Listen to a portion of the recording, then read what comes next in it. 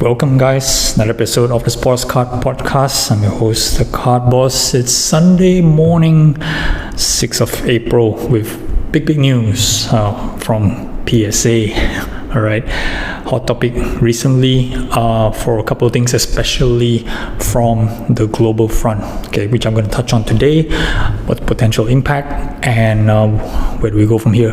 Okay, so the first news, tariffs, okay, and how does that lead to PSA? PSA announcing a global freeze on submissions from outside the US into PSA in the US. So it's a temporary freeze whereby they're trying to figure out how the tariffs are going to work in terms of the pricing of the submissions. So based on an announcement on PSA website, group submissions to the PSA office in Canada as well in Japan, it's still ongoing, but direct submissions from people, let's say from you and I who are based in Asia, for example, that's on hold. So we can't send any more submissions directly to PSA until all these things get figured out. So for a number of people who I know who rely on grading to kind of like, get value on the cards, which is a very common thing. It's a common way to, earn money from your sports cards, because I think that the buy raw to grade and to sell is the best way or the best form to earn the most amount of returns as compared to flipping. But in this case, especially those guys who are based in this part of the world, it's going to find some challenging times to send in the submissions. Of course, there are other options to send through group submitters in the US directly, but of course that also presents some challenges from directly exporting cards from your home country into the US. Again, very unclear how the rules work over there in the US. Maybe somebody in the comments can just shed some light in terms of this if they have any particular experience. But me personally, sending stuff to the US, it's a bit tricky now. I'm not sure what you're going to have on the other side.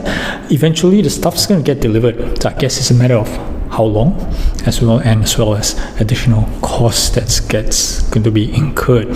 So what happens to some of us? What are we doing now based in this part of the world? We can't send PSA submissions. Of course, we're going to look into other alternatives, maybe through other grading companies or maybe through group submitters that's back in the US.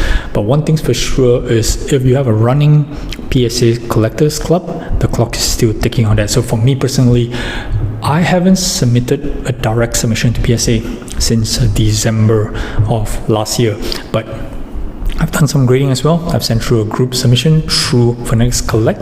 They do offer that service to do grading, especially because I stopped sending bulk, which means that I used to, like most people, to accumulate 20 cards minimum and send it at bulk at $18.99. But in this case, because the volume of cards that I buy raw has declined significantly, I decided to use the Phonetics Collect grading service, whereby I can just send 1 card, 2 cards, 5 cards, entirely up to me based on the level of grading service that they offer over there. The pricing is the same than sending to PSA Direct. It's just that you don't get the value option as you have from the PSA Collectors Club. So therefore, I personally have cancelled my subscription for PSA's Collectors Club because I no longer use this service. But whoever that still have this ongoing service, it's still going to be paying the fees, or in fact the clock is still ticking on your membership while this freeze is enforced. Okay, so that's something to take note of.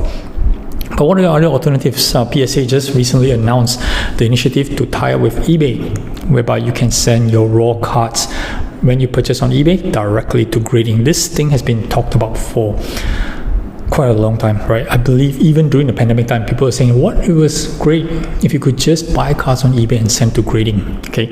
But of course, there is the issues of condition, right? You and I know that buying raw cards on eBay is not necessarily guaranteed the best of condition, especially cards that are, not just released. I think the cards are beyond, let's say, not the current year's release.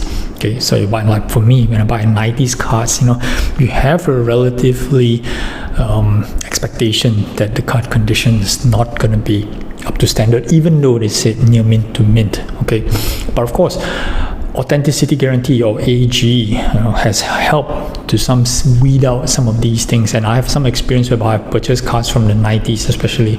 Example, most recent, the 1992 Michael Jordan Beam Team, which was declared as near mint to mint. Okay, and the photos look great. Okay, there were no white chippings on the corners and edges. The only concern was whether was it trim. Okay, but based on my eye and my dimensions that are looking on the screen, it looked okay.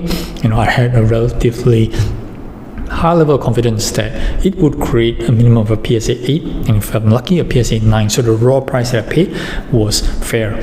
But once it got to AG, I checked the card, and then there were some dents, which was a bit hidden because the back edges and corners are all black. So under a certain level of light, you can't really see the little bit of indentations, but through, of course, the microscope, you're able to tell that right away, and that's what AG flagged out to me. But I wanted to receive the card, and of course, I sent it back over.